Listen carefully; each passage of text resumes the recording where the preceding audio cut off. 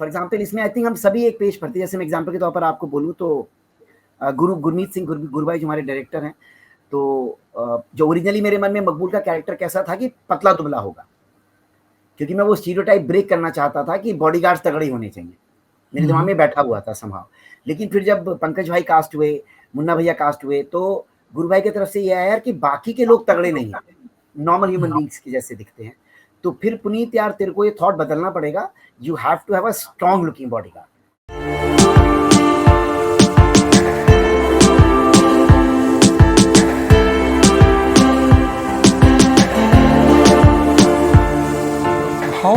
How easy or tough was it, identification of characters and casting part of it? Because Mirzapur survives mostly on casting and the performances. There is a very wonderful screenplay, the locations, dialogues, everything supports, but the foundation is the casting. You just got the right casting for it. जी,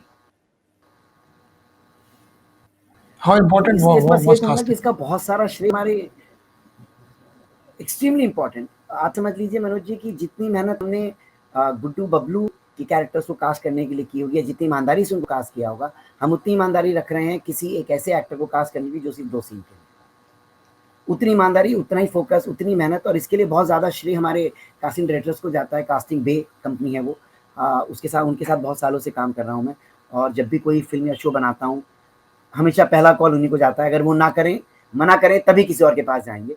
तो अनमोल आहूजा और अभिषेक बैनर्जी नाम है। In fact season 1 में जिन्होंने compounder का role play किया था, actor, I वही know अभिषेक Abhishek. बैनर्जी हैं, वो कास्टिंग डायरेक्टर भी थे हमारे। तो अभिषेक और अनमोल हमारे कास्टिंग डायरेक्टर्स हैं। मेरे ख्याल से एक भी बार ऐसा नहीं हुआ होगा मनोज जी कि मैंने उनसे कहा हो कि यार और भेज सकते हो क्या ऑप्शंस? एक ये ट्वीक कर सकते हो क्या? तो उन्होंने कभी मुझसे बोला हो कि पुनीत भाई यार बड़ी मेहनत करवा रहे हो आप। ये कभी नहीं कहा। 195 स्पीकिंग पार्ट्स थे सीज़न 1 में, and till the last day Anmol Ahuja was working hard on it.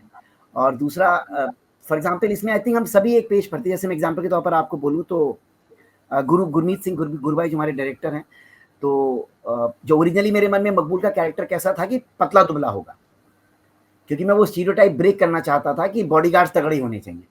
मेरे दिमाग में बैठा हुआ था समहाउ। लेकिन फिर जब पंकज भाई कास्ट हुए, मुन्ना भैया कास्ट हुए, तो गुरु भाई की तरफ से ये आया यार कि बाकी के लोग तगड़े नहीं हैं, नॉर्मल ह्यूमन बींग्स के जैसे दिखते हैं। तो फिर पुनीत यार तेरे को ये थॉट बदलना पड़ेगा, you have to have a strong looking bodyguard, balancing correct होगा। सो देन फिर उनके सजेशन पर ही जो है मकबूल के लिए जो एक्टर हैं वो कास्ट हुए, और शाजी चौधरी नाम है उनका। तो मैं एग्जाम्पल के तौर पर ये बोल रहा हूँ कि इस कदर डिटेलिंग और बैलेंसिंग एक्ट बनाते हुए, मेहनत के साथ विजन रखते हुए कि कौन सा एक्टर किस कैरेक्टर के लिए सूटेबल होगा, ये पूरी टीम ने उसको कास्ट किया है। तो इस श्रेय हम सबको जाता है अपार्ट फ्रॉम कास्टिंग। तो जब आपकी कास्टिंग हो गई, कास्टिंग के बाद जो आपने परफॉर्मेंसेस करवाए एक्टर से, ये लैंग्वेज कुछ एक्टर्स के लिए नहीं रही होगी। जी जो ये सेटिंग है वो कुछ लोगों के लिए नहीं रही होगी। जी हाँ, जी हाँ। तो आपने कुछ वर्कशॉप्स कंडक्ट किए या स्क्रिप्ट रीडिंग सेशंस कराए? How did you guide them? तो वर्कशॉप तो बहुत हैवी वर्ड है मनोज जी, शायद वर्कशॉप कंडक्ट कराए जैसा तो नहीं कह सकता हूँ मैं, लेकिन हम बहुत ज़्यादा स्क्रिप्ट रीडिंग्स पे साथ में बैठे इंडिविजुअल एक्टर्स के साथ, और ये ध्यान में रखते हुए बैठे कि कौन सा एक्टर इस लैंग्वेज को कंफर्टेबली बोल सकता है और कौन से एक्टर के लिए थोड़ा वक्त लगेगा। बट एक बार अगर आप कमिटेड हो उस एक्टर के साथ, तो अगर वक्त भी लगेगा तो आप मेहनत करेंगे। इसमें अच्छी बात ये थी कि हम लकी थे with the kind of actors that we got. Maybe they got invested in the script, maybe they fell in love with the script, so they were really willing to work hard. तो कुछ actors जो completely east UP, तो भूल जाइए, UP की दुनिया से भी दूर के थे, उन्होंने भी बहुत मेहनत से इस डायलेक्ट की तैयारी की, उस बहुत मेहनत के साथ डायलेक्ट को सीखने की कोशिश की। अगर मैं 2-3 एग्जांपल्स आपके आगे ड्रॉ करूँ तो श्रेया पिलगांवकर जिन्होंने स्वीटी का रोल प्ले किया, या फिर राजेश तेलांग साहब जिन्होंने वकील साहब का रोल प्ले किया, या फिर हर्षिता गौड़ जिन्होंने डिम्पी का रोल प्ले किया। ये लोग ये ज़ुबान बोलते नहीं हैं आम दुनिया में, बिल्कुल भी, और ये काफ़ी इंग्लिश स्पीकिंग लोग भी आप कह सकते हैं इनमें से कुछ को। लेकिन जब वो इस शो की तैयारी कर रहे थे, तो इस कदर मेहनत से कर रहे थे कि मैं आपको बता नहीं सकता। हर लाइन के ऊपर प्रैक्टिस थी, हर वर्ड के ऊपर, हर इंटोनेशन के ऊपर, हर मॉड्यूलेशन के ऊपर, जो सिंग सॉन्ग क्वालिटी है, 2 वर्ड्स को चिपका के बोलने का तरीका है ईस्ट यूपी का, उस सब की तैयारी हमने की। And that's why when they came on to the set to shoot, they had become the characters that they were supposed to play. जी। इस फिल्म के, इस वेब सीरीज के अंदर एक और जो इम्पोर्टेंट चीज़ है वो है locations, because these locations lend credibility to the entire texture of the film, of the web series. जो उनका बंगलो है या जो उनका लाइफस्टाइल है।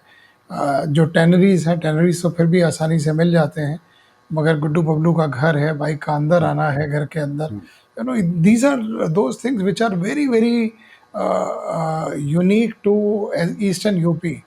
जी, वो सारी चीज़ें जो, और जो मैनरिज्म्स हैं, जो घर की बहुओं के जो मैनरिज्म्स हैं, वो बड़े यूनिक होते हैं, जिनका आपने बड़ा ख़्याल रखा है। जी। तो इन इन चीज़ों के ऊपर आपने कुछ काम किया था, स्पेशल फ़ोकस था कि हमें ये बहुत चीज़ें ज़्यादा। तो पकड़नी ही हैं? बहुत ज़्यादा फ़ोकस था। यहाँ तक भी फ़ोकस था कि अगर ससुर के सामने बहू हो तो एक सर्टेन टाइप से पल्ला सर पे डाल रही हुँ, होंगी। हुँ, कोशिश ये होगी कि पल्ला नीचे ना जाए, या बहुत हुँ, इंस्टिंक्टिवली वो पल्ला हमेशा सर पे ही रहेगा।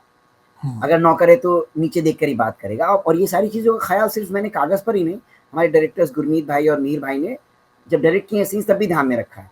कहीं न कहीं वो भी इस शो का हिस्सा बन गए, इस दुनिया का हिस्सा बन गए, क्योंकि वो काफ़ी समय तक जुड़े रहे स्क्रिप्ट के साथ। और रही बात लोकेशंस की, तो मुझे याद है अ दिसंबर जनवरी की बात रही होगी मेरे ख़्याल से, 2017 जनवरी 2016 दिसंबर की, जब अब्बास खान जो हमारे प्रोड्यूसर थे, उनके साथ एक चक्कर लगाया गया बनारस मिर्ज़ापुर का, और फिर एक चक्कर हमने भोपाल का भी लगाया मनोज जी।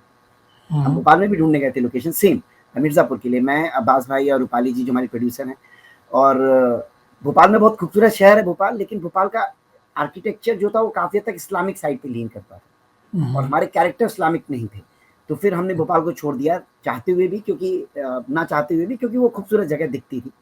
फिर हम वापस बनारस एक बार और गए, और मैं सच बोलूँ तो कालीन की फैक्ट्रीज़ इतनी मिल नहीं रही थी हमको। हुँ, मेरे दिमाग में तो 10-15 साल पुरानी कालीन की फैक्ट्रीज़ थी जो कि बहुत बड़ी एक्सिस्ट किया करती थी, वो अब नहीं रही थी। बहुत हुँ, छोटी-छोटी मिल रही थी, लेकिन हम बहुत एडमेंट थे ये फैक्ट्री ढूँढने के लिए। तो एक फैक्ट्री हमें मिली मिर्ज़ापुर और बनारस के बीच में, हाईवे पर। उसी फैक्ट्री में, रियल फैक्ट्री है वो, उसी फैक्ट्री में फिर हमने वो शूट किया। तो वो रियल फैक्ट्री है जिसमें हमने शूट किया, बहुत मेहनत से ढूँढी। तो कहीं न कहीं इसमें प्रोड्यूसर्स का हेल्प, 2 बार हमें भेजना, वो कि और ढूँढ के आ जाओ, हार ना मानना, अपने हाथ ना खींचना, और फिर हमारे जो प्रोड्यूसर्स हमारे शो पर हैं, अब्बास और रूपाली, उनका मेहनत के साथ लगे रहना कि अच्छा अभी पसंद नहीं आ रही है और ढूँढते हैं। उसी तरह से कालीन भैया की हवेली का ढूँढा जाना, जिसमें हमारा ये मन था कि भाई उसका बागीचा बड़ा होना चाहिए, उसके घर के हुँ, बाहर आँगन बहुत बड़ा, बरामदा जिसको बोलते हैं हम लोग वहाँ पर, हुँ, बहुत बड़ा हुँ, होना चाहिए ताकि ऊपर वाले फ्लोर से हम शॉट्स ले सकें। तो वो सब हुँ, ध्यान में रखते हुए हमने वो लोकेशंस ढूँढी, और जो भी ढूँढी वो फाइनली हम स को लगा कि ये काम कर सकती हैं, और जिस तरह से लोगों ने पसंद किया वो ज़ाहिर-सी बात है कि पसंद आई। सीज़न 2 में मैं लिखाई में ज़्यादा व्यस्त था, तो उस समय मैं रेकीज़ वगैरह पे कम जा पाया। तो सीज़न 2 में जो कुछ आप नई लोकेशंस देखते हैं, जो कि लाला की हवेली हो गई या हुँ, शरद शुक्ला के घर हो गए, वो गुरु भाई हुँ। अपने आप ही ढूँढ के लाए थे, उनमें तो मैं रेकी पर गया भी नहीं था सेकंड सीज़न में।